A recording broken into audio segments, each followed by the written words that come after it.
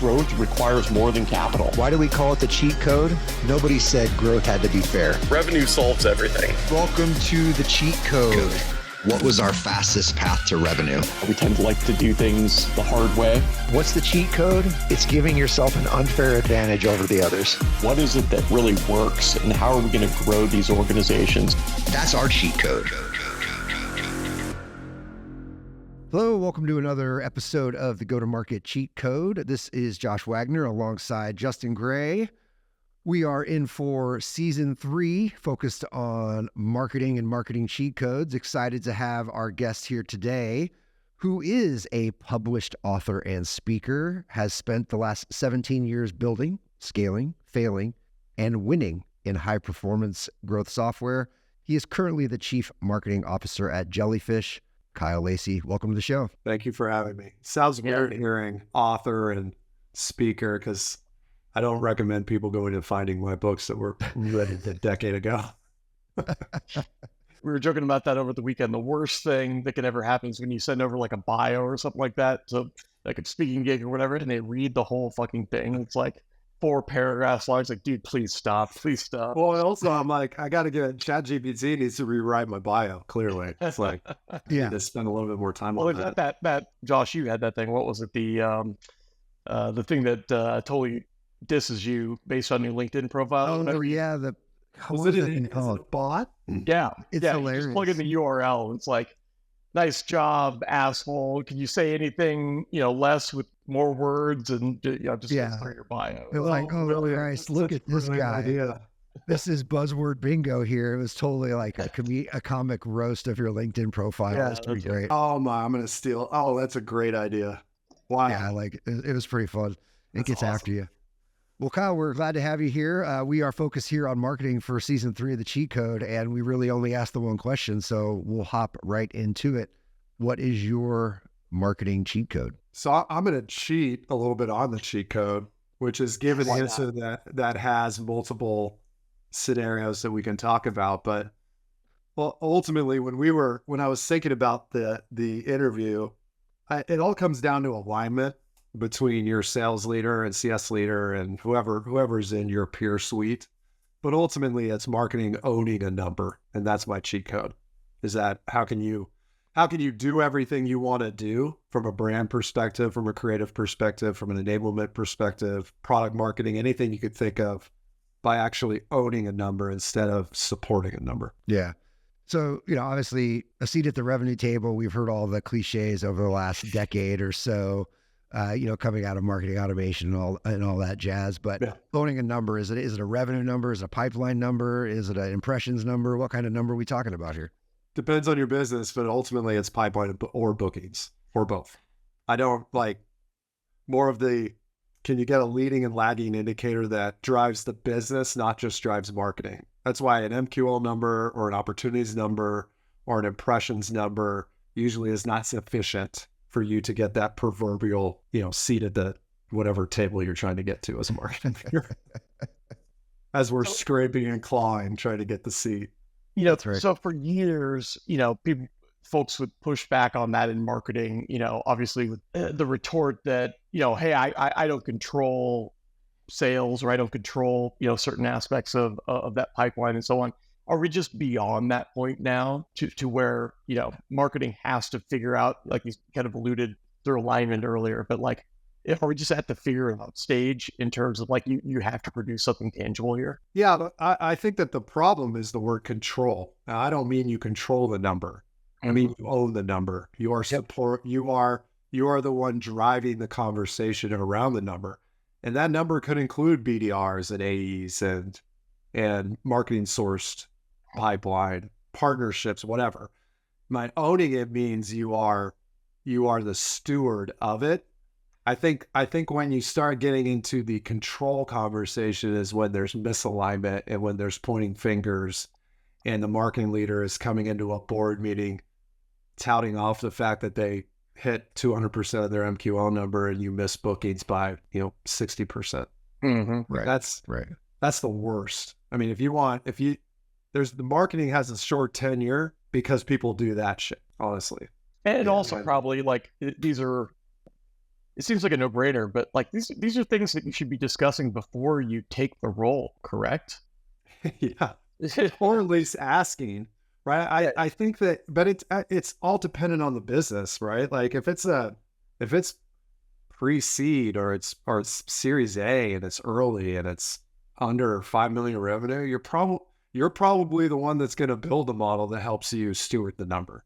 Mm-hmm. You know, but if you're walking into a B or C round company and they're 10 million and up and they've got a sales team and there's product market fit, yeah, you should be asking those questions. But sometimes they're looking for a marketing leader that can support that because the CEO knows it's something they need, but they don't know how to voice that. Right. Well, we'll talk about that a little bit because a lot of this audience is startup founders, early stage, they seed A type of stuff. How should a founder be thinking about coming up with that number, right? Like for a marketing leader? The founder shouldn't come up with a number. You should work with the leadership team you hire to do the job. This is okay. So I just had this so relevant right now, by the way. I just had to chime in with that. Yeah. I just had this conversation an hour ago. This exact conversation. And I've seen it multiple times over in Series A or pre companies. The CEO sets a bookings number. It's a top-down model, which is crazy.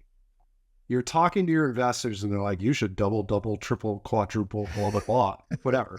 Or you need to double, triple while maintaining profitability now. Like that's what we're doing now.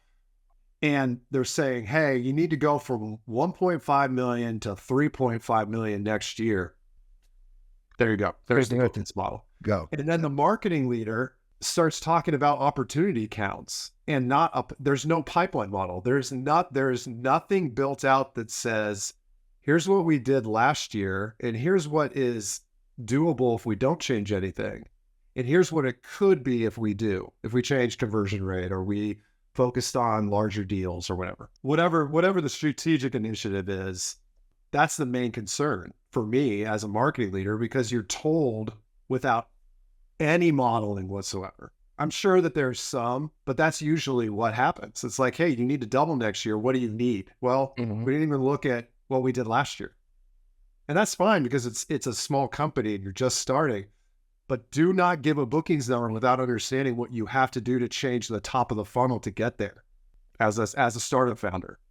Well, you also mentioned something in there in terms of like top down versus bottoms up. Would love to just get your kind of take a narrative around that, because everything that we see, and normally this is like, as you're transitioning from diligence into, okay, what's really going on here? Like starting to build performance that are more informed by reality, but they're always built top down. Like, hey, we're going from here to here. So just would love to hear your kind of take on that whole situation.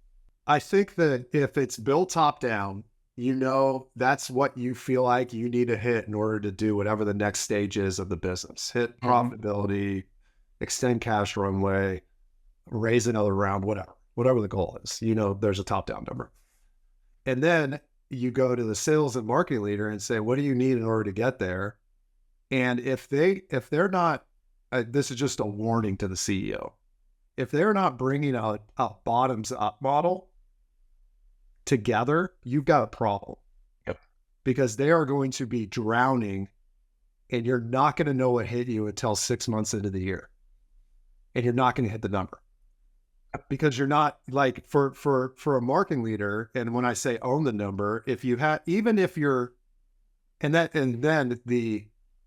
the number one excuse I get is we don't have enough data. Who cares? Make it up, swag it. You got to hit 3 million to bookings, set a 5x coverage model and say, what do we need to do to get 15 million pipeline? Swag it, start looking at it, start seeing where you need to adjust. And it's not just, hey, we think we can drive ACV at this amount. We need X amount of opportunities to get there based off our sales cycle. You got to have both models and you meet in the middle and say, what do we need to do right now to get there? Especially if your sales cycle is over 90 days. You've already baked Q1 while you're doing Q4 plan. Right, exactly. Well, the reason I bring that up is because it's so in line with what you're talking about. Like every CEO brings a top-down model and they immediately want to start hiring. It's like, if you have to have that other direction in terms of like, hey, and so many of the folks that we work with literally have like 12 to 18 months worth of data. And you also have to consider in there like how those bookings were comprised and how they were generated, which is predominantly founder-led selling. So great, we've got these like two massive strategic relationships that finally paid off and started kicking off, booking after booking. Well, that's not feasible to repeat in the next 12 or 18 months, right? So you really have to look at the DNA of that and say, yeah, we do have some signal, but it's a lot of noise there as well. And therefore, like, let's start making some assumptions that can be validated very quickly. Can be validated. Look at it weekly. Yep. The whole point of a model is not to prove the bookings number is right. Yeah. The whole point of a bottoms up model is to look at it weekly and change it based off of what's actually happening in the business. A top down model with some weird top of funnel metric like marketing, you need to get this amount of opportunities, sales, you need to get this amount of opportunities, and you need to close this amount of bookings, is that you're running into the challenge and the problem at the end of the quarter, because that's all you're modeling to. Yep. Yeah. And I get super pumped up about this just because I see it all the time. And there's a reason why marketing gets fired, is because sales leaders have a direct to bookings number based off of headcount capacity. If you're going to add another million to my line item, I need 2 more reps. That's easy to understand. It's easy to model. Finance understands it. But it's not, you don't have any idea what you need to cover the AE. You hire a bunch of BDRs because you feel like you need to fill some type of pipeline model that doesn't exist. Yeah. And then maybe the AE should be transactional. There's a lot you can unpack there. Yeah, I was going to say, it's totally crazy, especially the headcount thing, right? Because it just seems linear. So founder says, I add sales, but it doesn't always turn into, you take your top-down model, just adding headcount doesn't always provide the one-to-one revenue ratio that you're looking for, right? You come into a point of no return in that model. I like the idea that you're looking at some other inputs and assumptions around, even things like ACV, impressions, like what are the things that we need to do? What are all the different variables in the model that go into this mix soup? Conversion it may not be just linear, right? Yeah. Like how do we look at this thing and break it down? And maybe 2 really badass AEs are better than 10 just marginal AEs, right? And we add these things, right? You know what I mean? It's just not thought of that way. So yeah, go ahead. It's not. And it's because the marketing leader doesn't care or doesn't know to try to understand what the sales leader is thinking about in terms of how they're building their teams out. As a marketing leader, you should be in conversations with finance and sales and whoever the person is with the budget, to have those headcount capacity conversations, because your sales leader is probably modeling it at 70% attainment of the current reps that he or she has.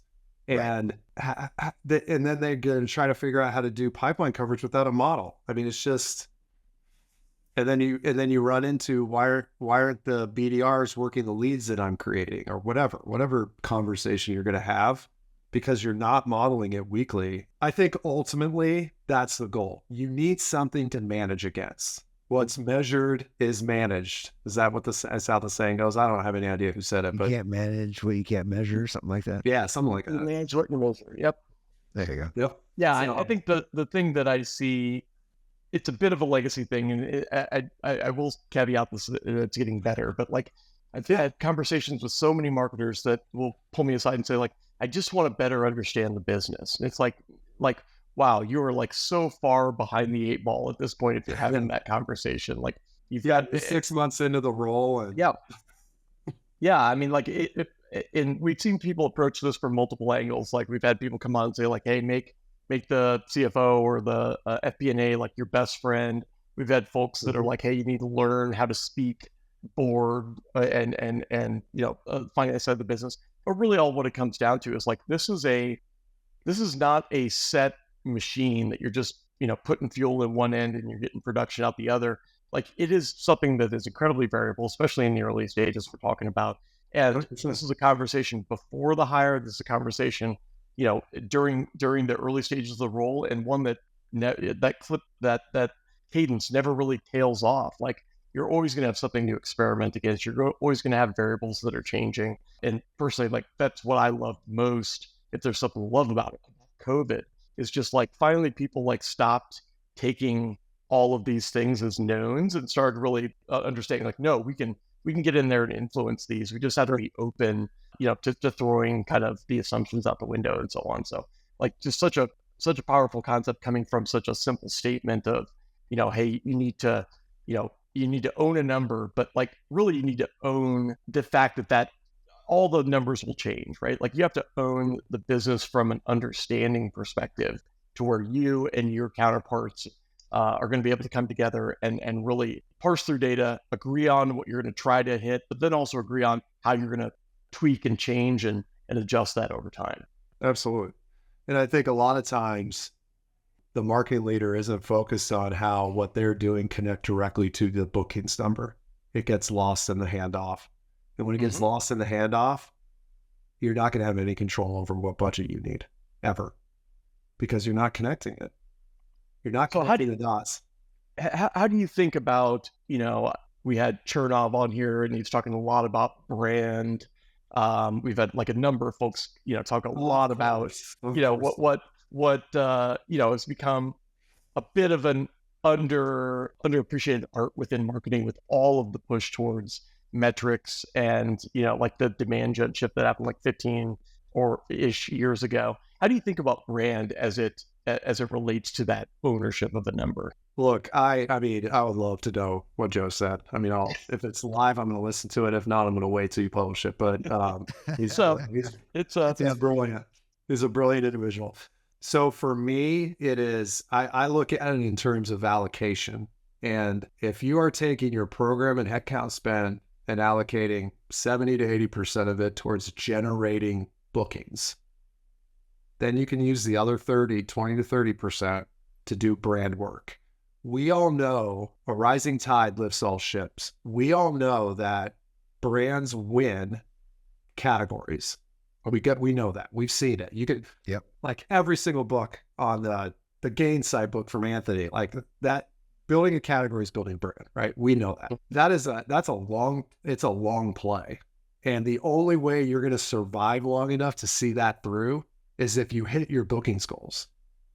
And I'll go back to the very beginning. It's like board meetings, and every single person listening has probably experienced this, where you missed your bookings number and the marketing leader's talking about a billboard campaign they ran. It's tone deaf. It's like completely tone deaf. And it's, you know what? You probably did run the billboard campaign and it's probably going to work in 6 months. Probably, hopefully. And it probably was great. It looked beautiful, but the board does not care at all if your AEs are not anywhere close to quota team. Right. And so for me, it's demand first with the understanding that kind of helps soothe over all the issues that people have with brand because it's so hard to attribute what you're doing to it.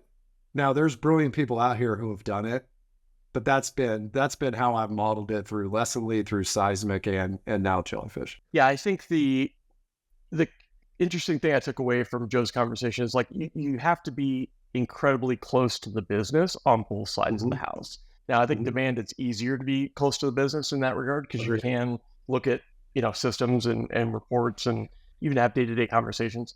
But like, if you're going to go out, and the billboard's a good one. I'm spacing who just put up a billboard on the 101 outside of SF that was getting a bunch of chatter lately.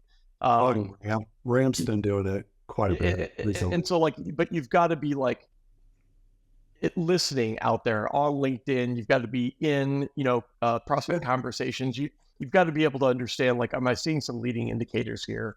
And then you can tell them stories. I think those stories, create a lot of leeway and runway for CMOs. If you can't tell those stories, and you're also not hitting, your hard and fast, then you got a big problem. I think Udi posted recently about it using Gong to measure some of that stuff, which we do. Yep. And I use Gong all the time. right? Like Gong is. So that's a good point. Like, how deep does that go on your teams? You know what I mean? Like, are you having your coordinators listen to Gong conversations? Like, Yeah, we do it. We do it. I would love it to be as frequent as I would like, but we do it in marketing all team meetings. Like, we'll have a Gong call of the week that we will discuss. Mm-hmm. And then we use it for competitive. We use it we go deep on competitive. I know product uses it. I'll set up, if we launch a new product, we'll set it up in terms of whether the sales reps are going through discovery appropriately. Like, we do a lot. Sales uses it a lot, but for marketing, it's competitive. If we run like an event, we'll try to use it. I need to do more work. I want to try to put together some brand score that is a combination of organic search, branded search, social, Gong data, as well as some other inputs. And it's a goal for us to launch something like that. And again, because what is measured is managed, right? And that's the brand stuff. I've been lucky that the brand work I've done over the past decade has worked pretty much, and we've had good outcomes. But I can tell you, it was very hard to measure. Right? Yeah. We just knew the business worked, and it continued to grow. And we had dopamine hits randomly of people saying, "Man, I loved X," or "That direct mail you did was awesome," or "Nice billboard," whatever. Yep. But it's just really hard to measure. Yeah. It's the reality. I do think the call recording from a marketing standpoint is interesting, because you mentioned earlier, just like one of your inputs being conversion rates, right? So if you can take those call recordings at a stage level and understand where you can enable sales better through messaging or, information or product sheets, whatever it may be, that's a conversion rate lever, right? That I don't think marketing really tends to not go deep on. Well, and I think we don't go deep on it because it's a prioritize. Like, you're trying to prioritize all these different things. Right. I'm lucky that we have a couple people in house. One of the guys, he's our head of strategy named Ryan Kuchova, who has owned a lot of that conversion with our head of enablement, Will. And they focus on industry, product, use case, and go to market. And we do stage 1 to stage 2, stage 2 to stage 3, stage 3 to stage 4. And it's more of a quarterly cadence. But I mean, especially with a technical buyer, there's a lot of domain knowledge that has to be imparted upon account executives that maybe have never been an engineering leader. Yeah. With a technical product sale. So, but I think that Gong has been, outside of maybe, like, I'm thinking of a tech stack for us, outside of Tableau, Salesforce, and maybe demand-based, Gong is one of the top tools for us as a marketing team. My head of revenue marketing might disagree, but right now, that's in terms of what I'm using as a CMO, those are my top. I'm always floored, like, I don't run into too many businesses of any size these days that aren't call recording, but I'm floored by the lack of, analytical use of those tools, i.e., like, are you just using the AI recap at the end to kind of cheat on your note taking, or are other folks in the org, using that to gain insight? I thought where you were going to go with the tech stack comment. Like, I've personally, in businesses that I've run, like, I've only ever seen 2 tools have like a center of gravity around them that was truly organic. One was Slack, and the other was Chorus. I used to use Chorus for call recording. And like, those are the only tools that people said, like, I want access to them, and I loved using it, right? Like, normally Salesforce is on the other side of that coin. But they all use them. That's the issue, right? It's like, but they wanted to use this, and like, they were just gaining so many insights, especially, I'm thinking about like services businesses, like, where it's just impossible for high-paid consultants to be in every call with a sales rep. Yeah. But like, that's information that like you would kill for, certainly if you're going to, working with someone that's got expectations. We have scorecards. Like, we do, like, our sales team is deep in Gong for a lot of reasons. So, it's just I've told Udi this 1,000 times, but brilliant product, brilliant team. They did. It's not just a revenue dashboard, I think is kind of the point there, right? Like, if you're going to own a number, like, you've got to own all the areas of the input that go into that number. And I think call recording, I think, you mentioned some insights tools there, like demand based, like predictive insights, like what are people, where are they going? What are they searching for? What are they engaging with? Like these are all, leading indicators for where you're going to get to. Yeah. And for me, I think that, if you ask a revenue marketing team or product marketing team, they probably have a different answer on the tech stack outside of Gong, which is fascinating. It's especially product marketing, but as a CMO, I'm looking at metrics dashboards in terms of how the business is running, and I'm looking at Gong, and it's one of those tools. Testimonial. Yeah, exactly. Yeah, exactly. Yeah, but that's why they just built a product that's usable, and the idea from the very beginning was right. And totally, we all search for that as either entrepreneurs or practitioners, is that we want to find that thing that everybody wants because it's so useful. Well, not to totally shift gears, but maybe just a little bit. Podcast was sponsored by. Yeah, exactly. I mean, that catch Gong. Yeah, exactly. A lot of what you're talking about, owning the number, if we use that as the cheat, right, requires a certain level of business acumen from the individual who's doing it. And when I used to talk to sellers all the time, that was a big thing. You need to up-level your business acumen. You need to understand how money flows through a business, how P&Ls work, all these kinds of things. Marketing is this crazy multidisciplinary function now, right? Very technical folks, very creative folks, and everything in between.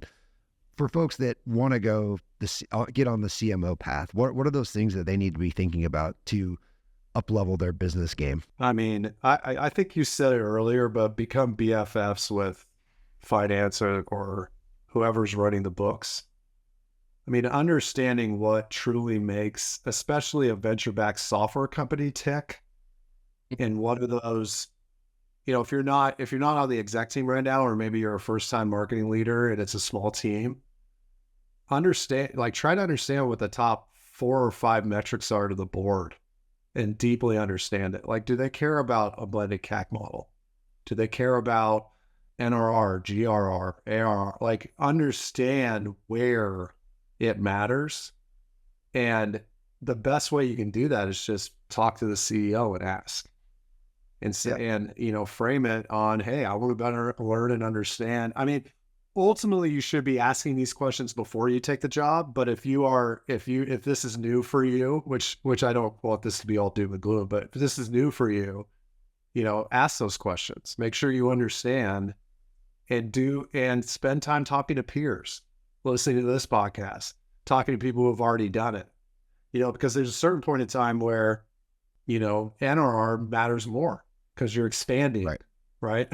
Because total addressable market's shifting and all this stuff. So I think the most important thing is to frame it. Hey, if I better want to understand the business, what does the board or what do you care about, CEO? If you could pick 3 metrics, what do you measure? What are you managing against?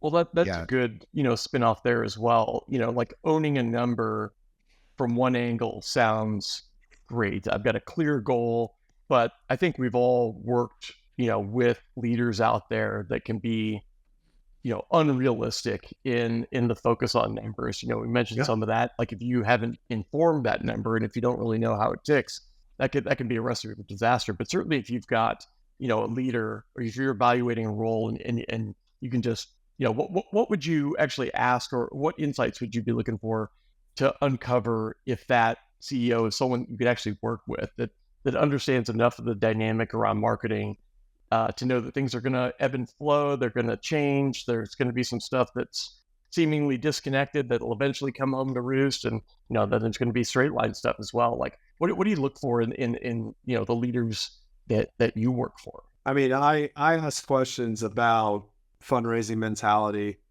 You start off with, hey, what are the most important metrics to the business? And then based off of what they answer, you ask questions off of that, right? Like, is profitability something that you're thinking about? That's very important, right?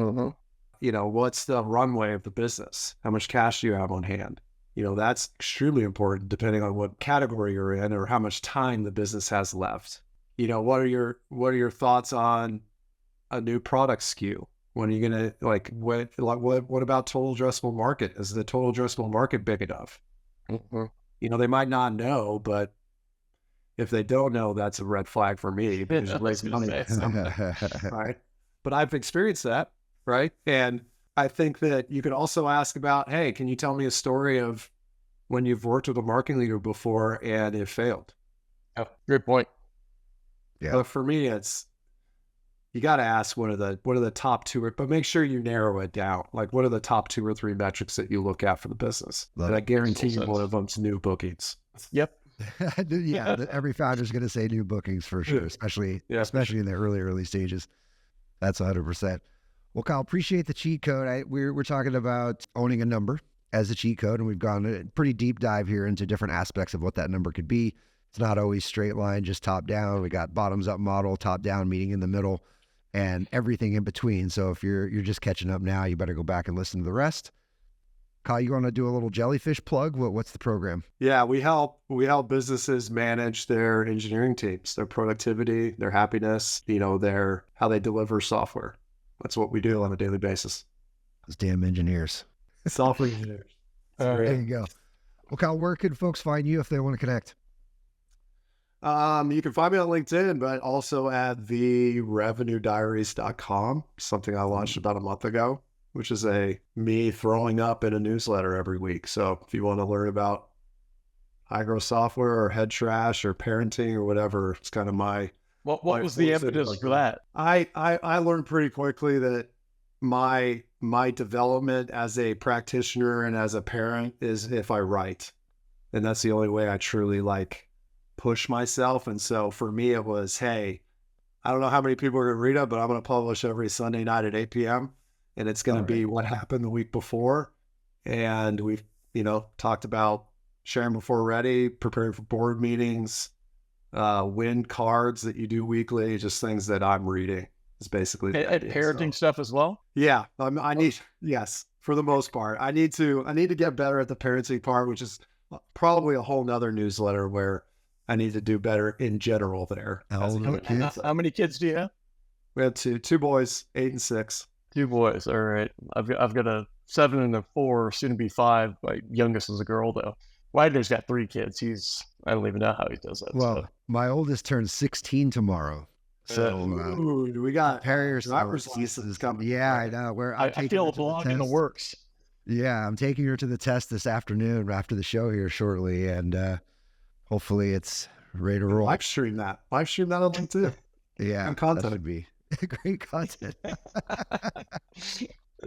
Well, good luck. All right. Well, so what was it? RevenueDiaries.com. That's where you can find his revenue. Yeah. TheRevenueDiaries.com. So if it says the books are 10 years out of date, you don't want to read the books. You want to read the RevenueDiaries.com.